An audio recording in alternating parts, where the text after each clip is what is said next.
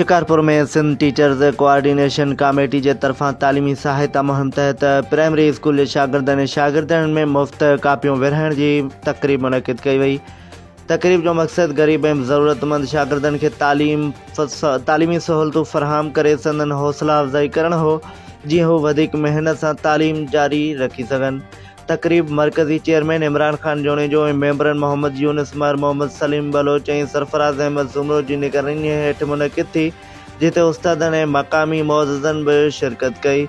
अॻुवाणनि पंहिंजे ख़िताब में चयो त तालीमी क़ौम जी तरक़ी जो बुनियाद आहे। शागिर्दनि जी सहायता करण असां सभिनी जी गॾियल ज़िम्मेवारी आहे।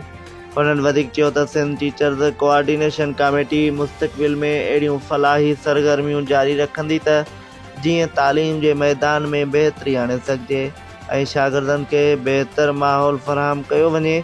तकरीब जी पुॼाणी ते शागिर्दनि ऐं वालिदैन पारां कमेटी जे हिन क़दम के साराहियो वियो।